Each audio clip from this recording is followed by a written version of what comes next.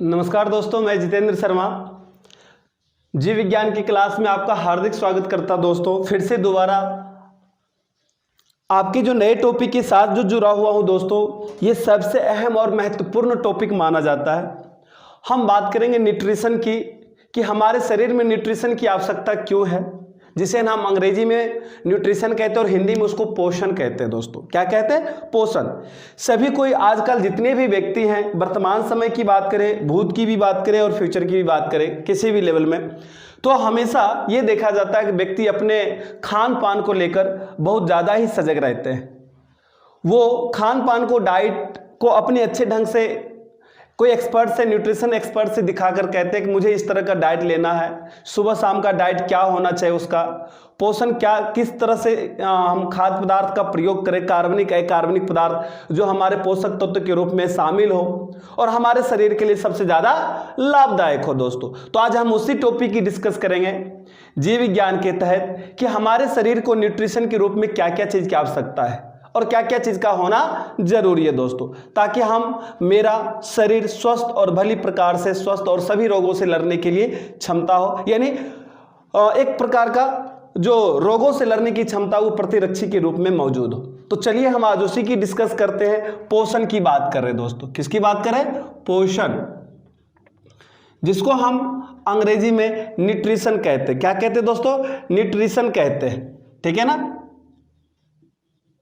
Nutrition, आज हमें nutrition की आवश्यकता हो गई है। हमें कोई देखते हो दोस्तों कि ढेर सारे ऐसे हेल्थ सप्लीमेंट्री फूड है जो लोग न्यूट्रिशन के रूप में यूज करते हैं। महिलाएं गर्भवती होती तो भी डॉक्टर भी सलाह देता है, मशवरा देता है। कोई बच्चे ज़्यादा कुपोषण के शिकार हो जाते हैं, कोई बच्चे बहुत ज़्यादा ही कमज़ोर हो जाते हैं तो उनको भी न्यूट्रिशन का कहते हैं। कोई ज़्यादा मोटापा हो जाता तो उनके लिए भी हो जाता। हर प्रकार के रोगों को निदान के लिए हमें न्यूट्रिशन की आवश्यकता। और मैं कहूँ अपने अनुसार तो आप अपने दिनचर्या को सही कर ले, सुबह शाम अपने दिनचर्या में खाने का जो है अपना, उन सभी को आप अपना एक स्थान दे, टाइम दे, समय दे, तो हमें लगता है किसी भी प्रकार की समस्या नहीं होनी चाहिए शरीर के अंदर। तो चलिए हम बात करते हैं न्यूट्रिशन की। न्यूट्रिशन क्या है दोस्तों? ये क्या है? पोषण क्या है? तो हम बात करें जीव को वृद्धि के लिए, विकास के लिए, मेंटेनेंस के लिए एवं सभी प्रकार की जितनी भी जैव प्रक्रम होती है उनको सुचारू रूप से चलाने के लिए हमें दोस्तों न्यूट्रिशन की आवश्यकता होती है। किसकी आवश्यकता होती है? न्यूट्रिशन की आवश्यकता होती है। तो जीव को वृद्धि, विकास एवं अनुरक्षण एवं सभी जैव प्रक्रमों को सुचारू रूप से चलाने के लिए आवश्यक सभी पोषक पदार्थों के अधिग्रहण को ही दोस्तों हम कहते हैं न्यूट्रिशन, यानी हम पोषण कहते हैं दोस्तों। क्या कहते हैं? पोषण कहते हैं।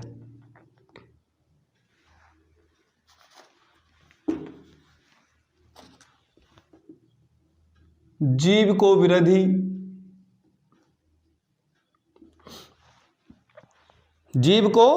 वृद्धि, विकास एवं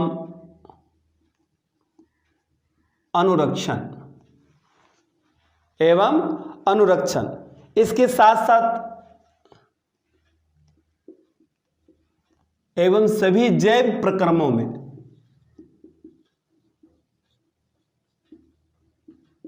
जैव प्रक्रमों को सुचारू रूप से चलाना हो। क्या करना हो? जैव प्रक्रमों को सुचारू रूप से चलाने के लिए विभिन्न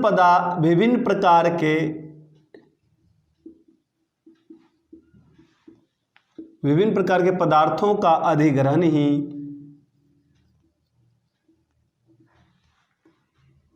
क्या कहलाता है? पोषण कहलाता है दोस्तों। पोषण कहलाता है। पोषक पदार्थ जो होते हैं वो जैविक कार्यों के संचालन एवं संपादन के लिए बहुत ज्यादा ही आवश्यक है। अब हमें इस पोषण के लिए क्या चाहिए? तो पोषक पदार्थ चाहिए दोस्तों। क्या चाहिए?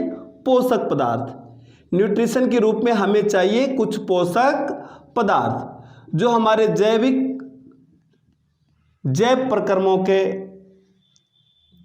क्रियाओं का संचालन एवं संपादन के लिए आवश्यक। पोषक पदार्थ हमारे शरीर के लिए विभिन्न प्रकार के जैव प्रक्रमों में उनके संचालन के लिए, संपादन के लिए आवश्यक है दोस्तों।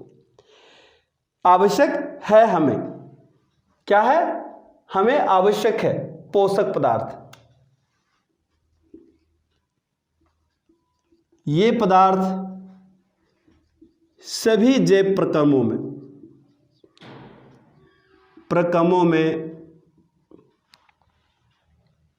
सभी जैव प्रक्रमों में संचालन एवं संपादन हेतु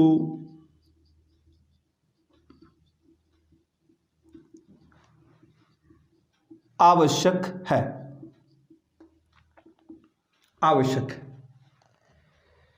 ये पोषण पदार्थ जो होते हैं दोस्तों, वो मुख्यतः दो प्रकार के होते हैं। पोषण दो प्रकार के होते हैं।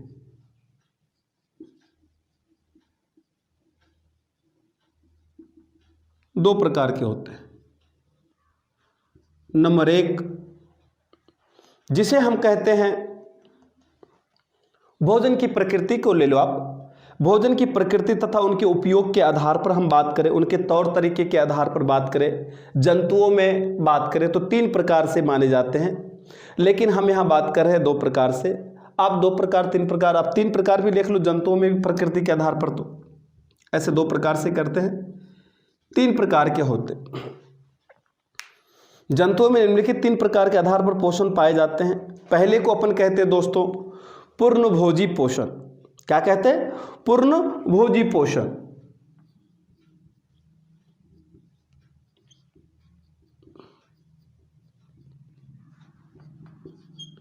दूसरे को कहते हैं परजीवी पोषण,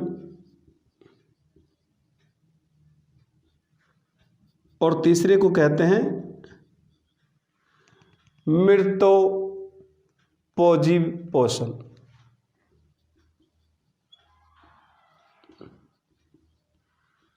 पोषण। इस तरह से अपने यहाँ पे कितने हैं? 3 पोषण आ जाते हैं। तो चलिए, ये जंतुओं के हित की बात करें कि पोषण इस तरह से हमें प्राप्त होनी चाहिए। हम इसी को आगे बढ़ाते हुए बात करेंगे दोस्तों कि हमारे शरीर में किस प्रकार से पोषक पदार्थ के रूप में पोषण होना चाहिए।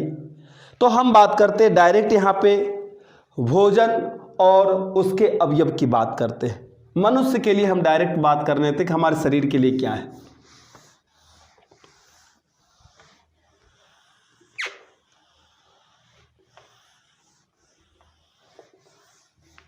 ठीक है, तो हम बात करें यहां पे भोजन और उसके अवयव की। भोजन क्या?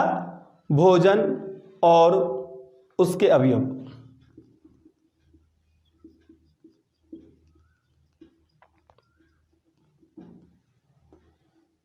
भोजन और उसके अवयव। अब यहां पे भोजन वे पोषक पदार्थ हैं जिनको जीव कार्य करने के लिए वृद्धि एवं उत्तकों की टूट फूट मरम्मत के लिए या विभिन्न प्रकार के जैव को सुचारू रूप से चलाने करने के लिए आवश्यक होता है दोस्तों। वो क्या कहलाता है दोस्तों? वो कहलाता भोजन। क्या कहलाता? भोजन कहलाता दोस्तों। भोजन वे पोषक पदार्थ हैं जिनको जीव कार्य करने के लिए वृद्धि और उत्तकों की टूट फूट की मरम्मत के लिए तथा विभिन्न प्रकार के जैव को सुचारू रूप से चलाने के लिए, कायम रखने के लिए जो ग्रहण किया जाता है, जो खाया जाता है, वो क्या कहलाता दोस्तों? भोजन कहलाता है। क्या कहलाता? भोजन कहलाता है। यहाँ हम भोजन को 3 भागों में बांट देंगे। भोजन को हम क्या कर देंगे दोस्तों? यहाँ 3 भागों में बांट देंगे। भोजन को 3 प्रमुख वर्गों में विभाजित किया जाता है। 3 वर्गों में विभाजित किया जाता है। ठीक है ना? नंबर 1 कौन है? नंबर 1 है ऊर्जा प्रदान करने वाले खाद्य पदार्थ, जो हमारे शरीर को क्या प्रदान करे? ऊर्जा प्रदान करे। ऊर्जा प्रदान करने वाले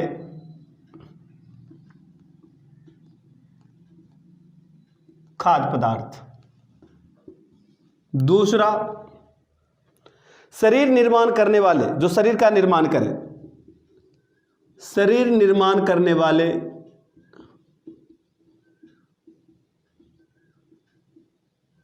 खाद्य पदार्थ। तीसरा, रोधी क्षमता वाले खाद्य पदार्थ, जो हमारे शरीर में विभिन्न प्रकार के रोगों से लड़ने की क्षमता रखता हो। रोधी क्षमता रखने वाले खाद्य पदार्थ। हम यहां पे भोजनों को 3 वर्गों में विभाजित कर दें दोस्तों। हमारे शरीर को इन तीनों वर्गों से एक दूसरे की पूरक माने जाते हैं। ये तीनों ही होना चाहिए, इन तीनों से ही लाभ है। इनमें से किसी एक चीज की भी कमी हुई तो इसका मतलब हमारे शरीर में न्यूट्रिशन की कमी हो गई दोस्तों, पोषण की कमी हो गई। हम जो भोजन ले रहे हैं, वो ग्रहण कर रहे हैं, वो सही मात्रा में नहीं है। तो हमें इनको भोजनों को हमने क्या किया, 3 वर्गों में विभाजित कर दिए। भोजन क्या है दोस्तों, एक पोषक पदार्थ है। भोजन एक पोषक पदार्थ है और ये पोषक पदार्थ हमारे शरीर में वृद्धि के लिए, जैव प्रक्रम को सुचारू रूप से चलाने के लिए, उत्तकों के जो टूटी फूटी उनको मरम्मत के लिए, उन सब के लिए हमें खाना जरूरी है, भोजन लेना जरूरी है। ये 2 प्रकार से और भी होते हैं, कार्बनिक और अकार्बनिक भी होते हैं। हम कार्बनिक रूप से भी भोजन पोषक पदार्थ के रूप में भोजन ग्रहण करते हैं और अकार्बनिक रूप में भी हम पोषक पदार्थ के रूप में भोजन ग्रहण करते हैं।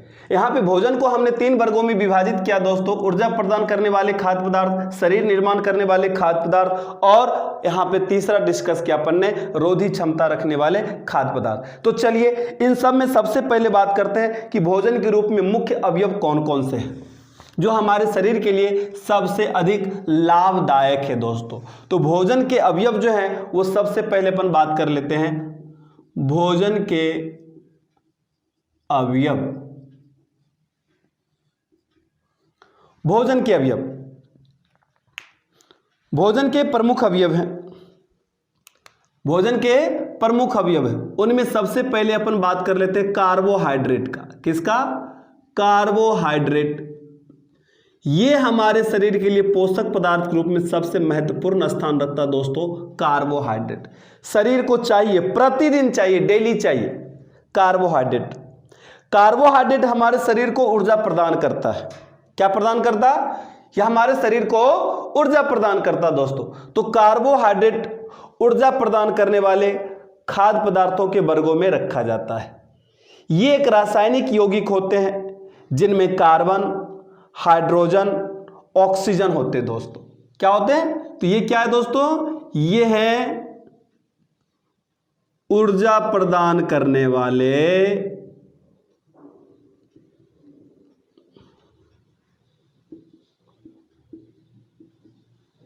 खाद्य पदार्थ। ऊर्जा प्रदान करने वाले खाद्य पदार्थ हैं। क्या प्रदान करता? ये एक रासायनिक यौगिक, क्या? ये एक रासायनिक यौगिक होते हैं जिनमें कार्बन, हाइड्रोजन एवं ऑक्सीजन होते हैं। ये तीनों चीज का होना जरूरी। इन तीनों से मिलकर एक रासायनिक यौगिक का निर्माण होता है जिसे कार्बोहाइड्रेट कहते हैं दोस्तों। और हमारे शरीर में यह ऊर्जा प्रदान करने वाले खाद्य पदार्थ के रूप में होते हैं दोस्तों। क्या होते हैं? कार्बोहाइड्रेट होते हैं। अब बात किया जाए कि कार्बोहाइड्रेट, क्या कार्बोहाइड्रेट किस प्रकार के यौगिक है?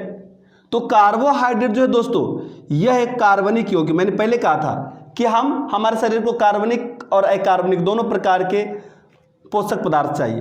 तो यह एक कार्बनिक, क्या है? यह एक कार्बनिक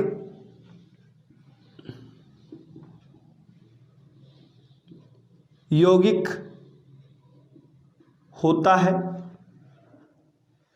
जो पचाने के पश्चात ग्लूकोज में परिवर्तित हो जाते हैं, जो भोजन को पचाने के पश्चात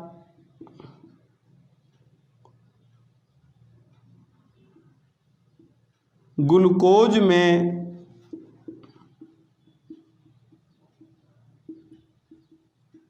परिवर्तित हो जाते हैं। क्या हो जाते हैं? ग्लूकोज में परिवर्तित हो जाते हैं दोस्तों। ये हमारे कार्बोहाइड्रेट का कार्य है। किसका काम है? कार्बोहाइड्रेट। और अब ये ग्लूकोज क्या करता है दोस्तों? ऑक्सीजन के द्वारा ऑक्सीकृत होकर, ग्लूकोज जो है ये दोस्तों अपना ग्लूकोज, ये ग्लूकोज ऑक्सीजन के द्वारा ऑक्सीकृत होकर पूरे शरीर को ऊर्जा प्रदान करते हैं। क्या प्रदान करते हैं? ऊर्जा प्रदान करते हैं दोस्तों। कार्बोहाइड्रेट पचने के बाद ग्लूकोज में चेंज हो जाता है। किस में परिवर्तित हो जाता? ग्लूकोज में परिवर्तित हो जाता है। कार्बोहाइड्रेट पचने के पश्चात ग्लूकोज में परिवर्तन हो जाता है और यह ग्लूकोज ऑक्सीजन के द्वारा, किसके द्वारा? ऑक्सीजन के द्वारा ऑक्सीकृत होकर पूरे शरीर को ऊर्जा प्रदान करता है।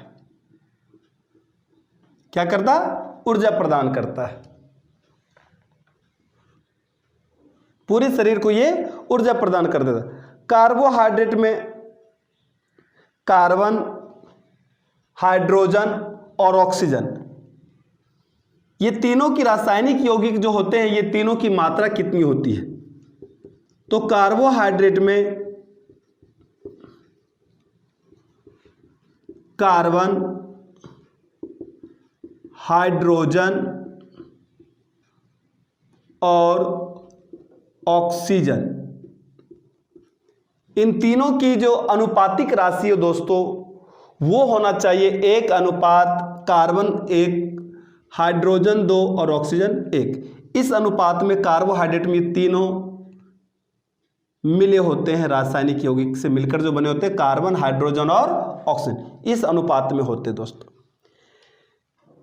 इस अनुपात में शरीर की कुल ऊर्जा की आवश्यकता जो है, शरीर में जो हमें कुल ऊर्जा चाहिए, शरीर में कुल ऊर्जा का लगभग कितना? 50 से 80% की बात कर ले, लगभग 50 से 80% हमें कार्बोहाइड्रेट से, किससे? कार्बोहाइड्रेट से प्राप्त होता है। शरीर को कुल ऊर्जा का 50 से 80% जो है ऊर्जा किससे प्राप्त होता है? कार्बोहाइड्रेट से प्राप्त होता है दोस्तों। ये चीज आपको ध्यान रखना। किसी में ये डाटा दे रखा होगा बुक में, 50 से 79% भी दे रखा होगा, ठीक है ना। कार्बोहाइड्रेट ऊर्जा का प्रमुख स्रोत माना जाता है। क्या माना जाता है? ऊर्जा का प्रमुख स्रोत माना जाता है।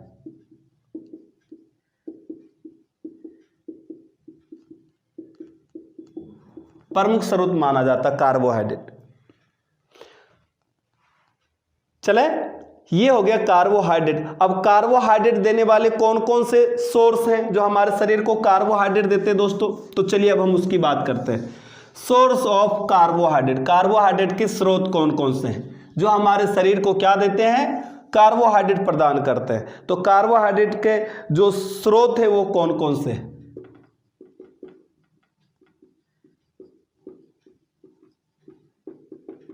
कार्बोहाइड्रेट के स्रोत कौन है? आप कह सकते हो बाजरा। बाजरा से भी हमें क्या मिलता? कार्बोहाइड्रेट प्राप्त होता है। गेहूं, गेहूं की बात कर लेते हैं। चुकंदर हो गया दोस्तों। शक्कर, गुड़, शहद, सूखे फल, अंजीर, दूध, पके फल, आलू, रसीले फल, गन्ना, सलजम, चावल, मक्का, ज्वार, इन सब से हमें क्या प्राप्त होता है दोस्तों? कार्बोहाइड्रेट प्राप्त होता है। क्या प्राप्त होता है? कार्बोहाइड्रेट प्राप्त होता है। कार्बोहाइड्रेट, ये सब प्रमुख स्रोत माने जाते हैं दोस्तों। अब कार्बोहाइड्रेट के प्रकार, कार्बोहाइड्रेट हमारे शरीर में मुख्यतः जो होते वो 3 प्रकार से सम्मिलित होते, 3 प्रकार से ऊर्जा प्रदान करते हैं। कार्बोहाइड्रेट के प्रकार ये मुख्यतः 3 प्रकार के होते हैं। पहला होता है मोनोसेकेराइड्स। क्या होता है? मोनोसेकेराइड्स।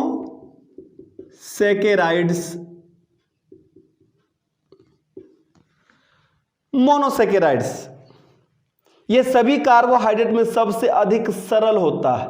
सभी कार्बोहाइड्रेट में सबसे अधिक सरल यदि कोई कार्बोहाइड्रेट है तो वो कौन होता है? मोनोसेकेराइड। कौन होता है? मोनोसेकेराइड होता है दोस्तों। मोनोसेकेराइड के बाद जो आता है दोस्तों वो आता है डाइसेकेराइड। दूसरा है डाइसेकेराइड्स। दूसरा ये डाइसेकेराइड जो है वो 2 मोनोसेकेराइड के, क्या कहा? Disaccharide, monosaccharide. तो डाइसेकेराइड जो दोस्तों मोनोसेकेराइड के 2 अणुओं से मिलकर बना होता है। मोनोसेकेराइड के 2 अणुओं से मिलकर बना होता दोस्तों, उसे हम कहते हैं डाइसेकेराइड। क्या कहते हैं? डाइसेकेराइड कहते हैं। जो सुक्रोज, माल्टोज, लैक्टोज आदि ये सभी उदाहरण किसके हैं दोस्तों? डाइसेकेराइड्स का है। 2 मोनोसेकेराइड के 2 अणुओं से मिलकर जो बनता है वो क्या कहलाता है? डाइसेकेराइड्स कहलाता है। और इनके उदाहरण कौन है? माल्टोस। उसके बाद आपके आ जाते हैं, क्या कहते हैं? सुक्रोज, लैक्टोज, ये सभी डाइसेकेराइड के उदाहरण माने जाते हैं दोस्तों। उसके बाद आता है पॉलीसेकेराइड्स। क्या आता है? पॉलीसेकेराइड्स।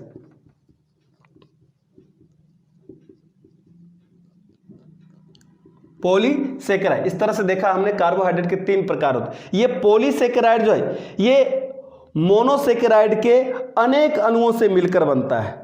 मोनोसेकेराइड के एक अणु नहीं, 2 अणु नहीं, बहुत सारे अणुओं से मिलकर जो तैयार होता है उसे कहते हैं पॉलीसेकेराइड कहते हैं। क्या कहते हैं? पॉलीसेकेराइड। जैसे मंड स्टार्च जो अपन लार की बात कर रहे थे, सेलुलोज, काइटिन, ये सभी के सभी पॉलीसेकेराइड, ग्लाइकोजेन, ये सभी के सभी जो उदाहरण है वो किसके उदाहरण है? पॉलीसेकेराइड का उदाहरण है।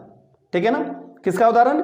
ये जल में अघुलनशील होते हैं दोस्तों, जल में अघुलनशील होते हैं। और पॉलीसेकेराइड जो मुख्यतः पाए जाते हैं दोस्तों पौधों में ज्यादा पाए जाते हैं। किसमें? पौधों में ज्यादा पाए जाते हैं। इस प्रकार के ऊर्जा उत्पादन के लिए संग्रहित ईंधन के रूप में मौजूद होते हैं दोस्तों। किसमें? पॉलीसेकेराइड पौधों के अंदर। ये कार्बोहाइड्रेट दोस्तों ये डीएनए, आरएनए का घटक माना जाता है। किसका घटक माना जाता है? डीएनए, आरएनए का भी घटक माना जाता है। प्रोटीन को निर्माण कार्य के रूप में कार्य करने के लिए सुरक्षा प्रदान करने का भी किसका कार्य दोस्तों? ये कार्य कर देता है कार्बोहाइड्रेट।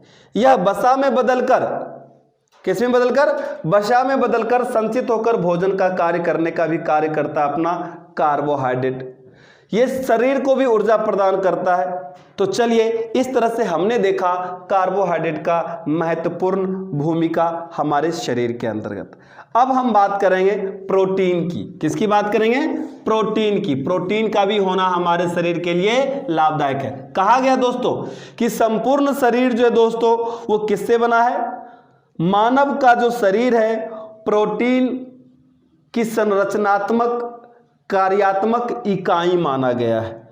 प्रोटीन ही है जो मानव शरीर की संरचना करता है। बिना प्रोटीन से मानव शरीर की संरचना संभव नहीं है। तो मानव का शरीर जो है वो केवल संरचना, प्रोटीन संरचनात्मक कार्य नहीं करता है, अपितु इनके अलावा क्रियात्मक कार्य भी करता है। एक अभिन्न अंग, इकाई, महत्वपूर्ण इकाई माना गया है। संपूर्ण शरीर का इकाई जो माना गया है वो प्रोटीन को ही माना गया दोस्तों। तो चलिए हम बात करते हैं प्रोटीन की। प्रोटीन शब्द का जो प्रयोग सर्वप्रथम किया था दोस्तों बर्जिलियस ने किया था। किसने किया था? बर्जिलियस ने किया था। मनुष्य में या मनुष्य के शरीर में लगभग, या मनुष्य का शरीर जो होता है वो लगभग 15% भाग प्रोटीन का बना होता है। संपूर्ण शरीर, मनुष्य का संपूर्ण शरीर का जो भाग है वो 15% प्रोटीन का बना होता है। प्रोटीन का मुख्य कार्य है शारीरिक वृद्धि प्रक्रियाओं के लिए आवश्यक पोषक पदार्थ मौजूद करवाना। हमारे शरीर में यदि 2 दिन तक 1 दिन तक भोजन पदार्थ यदि नहीं भी हो रहा तो भी वो हमें प्रोटीन मौजूद करवाने का कार्य करता दोस्तों। भोजन में यदि इसकी कमी हो जाए प्रोटीन का तो शारीरिक रूप से, मानसिक रूप से हम कमजोर हो जाते हैं प्रोटीन के बगैर। प्रोटीन की कमी हो जाए तो शिशुओं में सूखा रोग हो जाता है। बच्चों में कौन सा रोग हो जाता है? सूखा रोग, मर्मस रोग भी कहते हैं। क्या कहते हैं? मर्मस रोग कहते हैं। और व्यक्तियों में क्वार्सियोर रोग हो जाता है दोस्तों। कौन सा रोग? क्वार्सियोर नामक रोग उत्पन्न हो जाते हैं प्रोटीन। तो हम चलिए प्रोटीन की बात करते हैं। सबसे प्रोटीन का मुख्य स्रोत माना जाता है दोस्तों दाल, जिसमें सोयाबीन वगैरह आ जाते हैं दोस्तों। सबसे प्रमुख प्रोटीन का स्रोत माना जाता है। तो चलिए प्रोटीन की बात करते हैं। प्रोटीन जो है अत्यंत जटिल नाइट्रोजन युक्त पदार्थ है। यह एक अत्यंत जटिल नाइट्रोजन युक्त पदार्थ है जिसकी रचना लगभग 20 एमिनो अम्ल के भिन्न भिन्न संयोगों से होती है। जिसकी रचना लगभग 20 एमिनो अम्ल के एमिनो अम्ल से होती है। बस एमिनो अम्ल से होती है। ये एमिनो अम्ल शरीर के उचित पोषण के लिए निरंतरता आवश्यकता है। शरीर को हमेशा ये बने रहनी चाहिए एमिनो अम्ल। इनके बारे में, प्रोटीन के बारे में बताने वाले जो व्यक्ति था वो कौन था? बर्जिलियस। प्रोटीन हमारे शरीर की संरचनात्मक एवं कार्यात्मक इकाई है। क्या है? इकाई है। हमें ये चाहिए हमारे शरीर में, या ऐसे लिख सकते हो भोजन में इसकी कमी से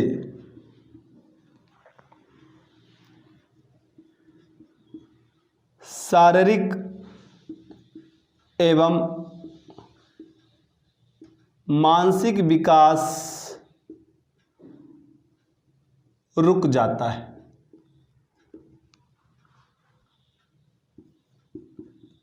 प्रोटीन की कमी से बच्चों में मर्मस रोग और बड़ों में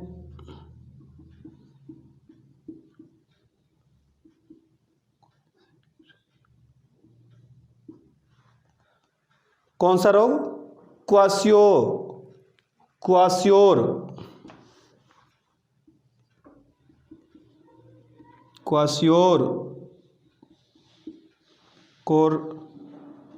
रोग हो जाता है दोस्तों। इसलिए हमारे शरीर को प्रोटीन चाहिए। हमारे शरीर को क्या चाहिए? प्रोटीन। प्रोटीन के मुख्य स्रोत क्या माने जाते हैं? यह एंटीबॉडी, हीमोग्लोबिन, सभी पर। प्रोटीन का मुख्य कार्य मैंने बता दिया। पूरे संरचनात्मक इकाई है, तो अब इसके अलावा अपन डिस्कस ही क्या करें दोस्तों, ठीक है ना। इनका जो मुख्य स्रोत माना जाता है दाल, अंडा, बादाम, सोयाबीन, पनीर, मांस, मछली, अंडे, इन सब से हमें क्या प्राप्त होते हैं दोस्तों?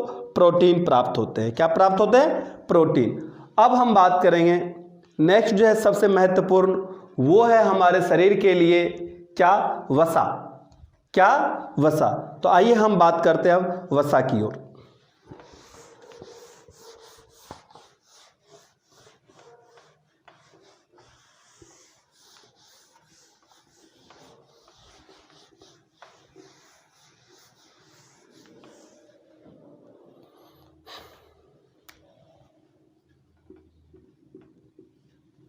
क्या? वसा। तीसरे नंबर के भोजन के जो अवयव माने गए हैं कार्बोहाइड्रेट प्रोटीन के बाद वो किसको माने गए? वसा को माने गए। वसा को अंग्रेजी में फैट्स कहते हैं। क्या कहते हैं? फैट। वसा। वसा शरीर को क्या करता है?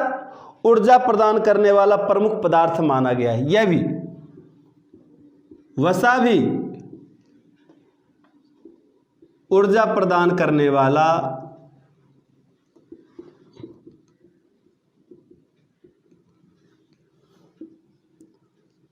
प्रमुख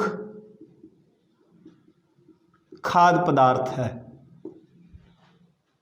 प्रमुख खाद्य पदार्थ है दोस्तों। वसा के अणु ग्लिसरॉल तथा वसा अम्ल के संयोग से बनते हैं। कार्बोहाइड्रेट की तरह ही वसा भी कार्बन, हाइड्रोजन और ऑक्सीजन की यौगिक है। कार्बोहाइड्रेट की तुलना में इनमें ऑक्सीजन की मात्रा कम होती है, बाकी सब कुछ समान रहता है दोस्तों। यह जल में पूर्णतः अघुलनशील होता है। यह भी एक रासायनिक यौगिक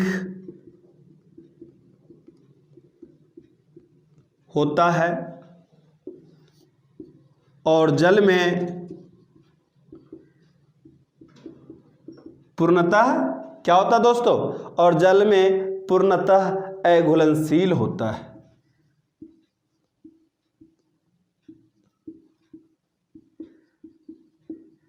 अघुलनशील होता है। लेकिन यह कार्बनिक घोलकों में घुलनशील होता है दोस्तों, परंतु कार्बनिक घोलकों में यह घुलनशील होता है। घुलनशील होता है दोस्तों।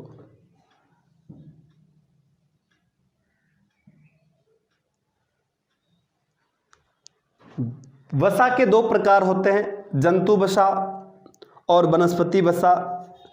अखरोट, बादाम, मूंगफली, सरसों, तिल, सूरजमुखी आदि ये सब जो है जंतु वसा में आ जाता है। वो क्या कहते हैं? वनस्पति वसा में आ जाते हैं दोस्तों। और जंतु वसा में पनीर, अंडा, दूध ये सब आ जाते हैं दोस्तों। तो वसा भी दो प्रकार के, जंतु और वनस्पति। तो जंतु में कौन कौन सा आ गए? दूध, पनीर, अंडा, मछली, ये सब हो गया जंतु वसा। और वनस्पति वसा में आ गया आपका दोस्तों कौन कौन से? तेल हो गया, अखरोट हो गया, बादाम हो गया, मूंगफली हो गया, ये सब हो जाते हैं वनस्पति। वसा सामान्यतः 20 डिग्री के टेम्परेचर, कितने डिग्री टेम्परेचर में? 20 डिग्री के टेम्परेचर ठोस अवस्था में होती है। किस अवस्था में होती है? ठोस अवस्था। परंतु यदि इस ताप पर द्रव अवस्था में हो तो उन्हें हम तेल कहते हैं। क्या कहते हैं? तेल कहते हैं। तो वसा इस प्रकार से हम देखते हैं कि दो प्रकार के होते हैं वसा अम्ल भी, संतृप्त और असंतृप्त भी होते हैं। क्या होते हैं? दो प्रकार के होते हैं, संतृप्त और असंतृप्त। असंतृप्त जो वसा होता है मछली के तेल तथा वनस्पति तेलों में मिलते हैं। नारियल का तेल, तारपीन का तेल, पाम ऑयल जिसको कहते हैं, ये सब संतृप्त वसा कहलाते हैं दोस्तों।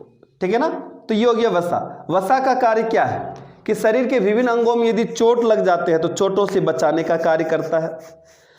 प्रोटीन के स्थान पर शरीर को ऊर्जा प्रदान करने का भी कार्य करता है। ठोस रूप में शरीर को ऊर्जा प्रदान करता है। यदि त्वचा के नीचे यदि जमा हो गया तो ताप के कारण शरीर से निकालने का काम कर देता है।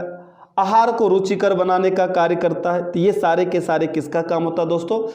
अपना वसा का होता है। वसा के बाद आता है विटामिन्स। विटामिन्स के बारे में हम ऑलरेडी डिस्कस एक क्लास क्या कि दो क्लास ले चुके हैं दोस्तों, 2 क्लास पेपर ने वीडियो बनाया था इनका, 2 क्लास ले चुके हैं विटामिन के बारे में, तो डिस्कस नहीं करेंगे विटामिन के लिए, डायरेक्ट हम आ जाएंगे विटामिन के बाद जो है दोस्तों वो है अपना सबसे महत्वपूर्ण पॉइंट जो है वो है क्या कहते हैं, खनिज लवण। क्या है? खनिज लवण। विटामिन का जो दोस्तों मुख्य कार्य वो है उपापचय की क्रिया में सहायक सिद्ध होता है, विभिन्न प्रकार के जो ऑक्सीकारी एंजाइम होते हैं उनमें भाग लेता है, विभिन्न प्रकार के जो प्रोटीन होता है उनका संयोजन करता है। ये सब कार्य जो है दोस्तों किसका? विटामिन का था। तो चलिए अब हम बात करते हैं खनिज लवण की। किसकी? खनिज लवण की। खनिज लवण की बात करते हैं। खनिज लवण, अब वहां पे जो अभी तक बात कर रहे थे वो कार्बनिक पदार्थ की बात कर रहे थे। अब ये खनिज लवण क्या है? यह एक अकार्बनिक पदार्थ है।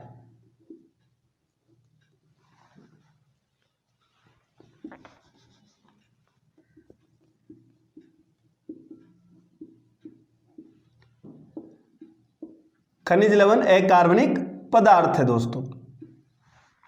क्या है अकार्बनिक? मानव शरीर में कम से कम, मानव शरीर में कम से कम 29 तत्व जो है, क्या है? 29 तत्व पाए जाते हैं खनिज लवण के रूप में पाए जाते हैं। 29 तत्व पाए जाते हैं दोस्तों। खनिज से भी आप सोचोगे खनिज लवण से ऊर्जा प्राप्त होता, नहीं, खनिज लवण से ऊर्जा प्राप्त नहीं होती, लेकिन आवश्यकता है शरीर की विभिन्न प्रकार की रासायनिक क्रियाओं में, अभिक्रियाओं में यह आवश्यकता है। यह हमें ऊर्जा नहीं देता है, इससे हमें ऊर्जा प्राप्त नहीं होता है, फिर भी हमें यह जरूरी है दोस्तों। फिर भी हमारे शरीर के लिए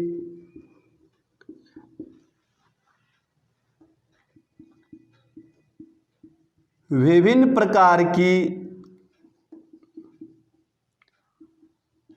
रासायनिक अभिक्रियाओं में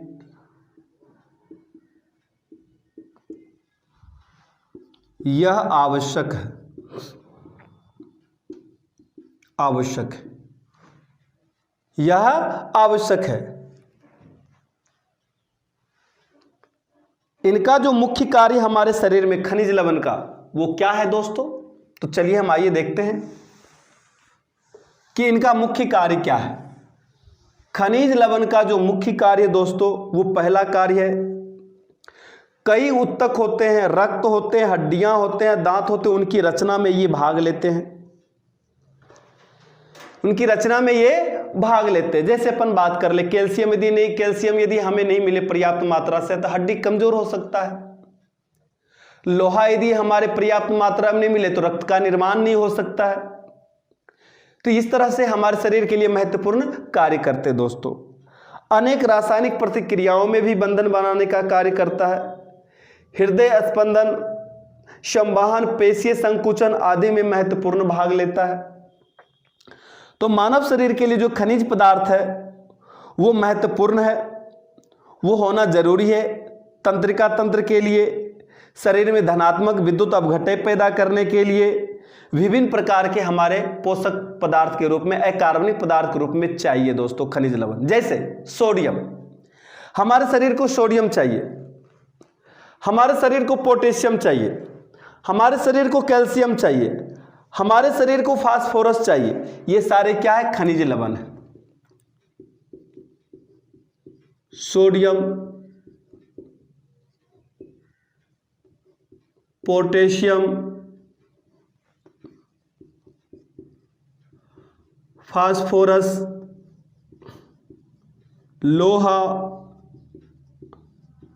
आयोडीन,